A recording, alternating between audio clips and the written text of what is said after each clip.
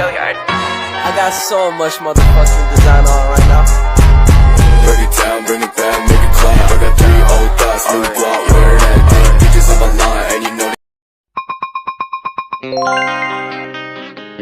Hukum tata negara mempelajari struktur negara, lembaga negara, serta dinamika kewenangan yang ada dalam struktur pemerintahan negara.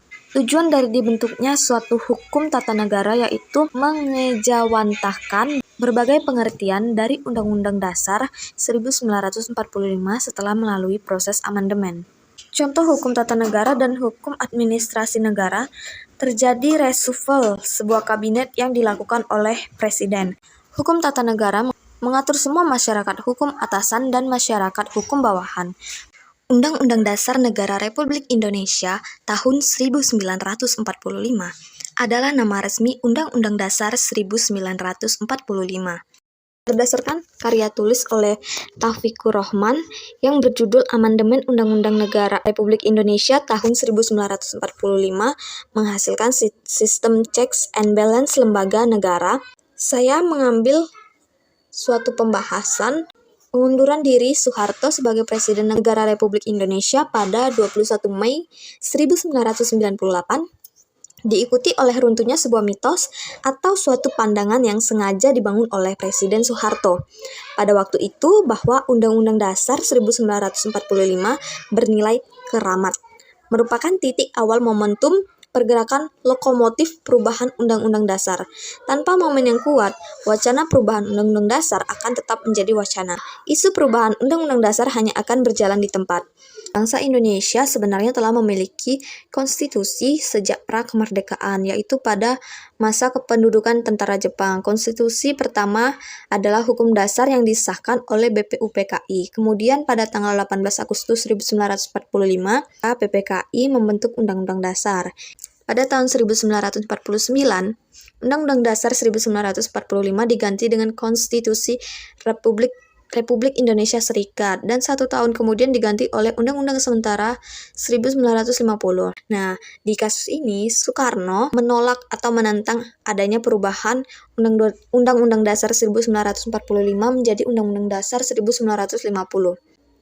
Dengan demikian, Konstitusi Indonesia yang berlaku hingga sekarang adalah Undang-Undang Dasar 1945.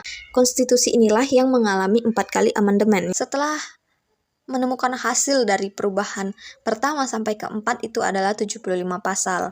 Namun, jumlah nomor pasalnya tetap sama, yaitu 37. Tidak termasuk aturan peralihan dan aturan tambahan. Hal ini karena cara penulisan nomor pasal yang dilakukan itu hanya dengan menambahkan huruf seperti A, B, C, D, dan seterusnya. Penerapan dalam pasalnya itu seperti pasal 28A, 28B, dan seterusnya. Kondisi semacam inilah yang menjadikan sistematika amandemen Undang-Undang Dasar 1945 tidak teratur. Bahkan yang lebih parahnya, ada yang mengusulkan bahwa akan diamandemenkan lagi Undang-Undang Dasar 1945 ini yang kelima. Perubahan amandemen. Perubahan amandemen ini sebenarnya bisa menjadi pintu masuk perubahan-perubahan pasal-pasal krusial. Contohnya saja soalan periodisasi presiden yang sudah mengalami beberapa kali perubahan dalam amandemen. Perubahan amandemen pada masa Orde Baru ini dimanfaatkan oleh Soeharto untuk menjabat sebagai presiden selama 32 tahun. Nah, apakah pokok-pokok haluan negara itu sebenarnya adalah produk hukum yang terbaik di Indonesia? Perubahan signifikan amandemen kedua yaitu pada tahun 2000, amandemen itu mengubah syarat-syarat kewarganegaraan dan memperluas HAM dari poin 3 menjadi 13.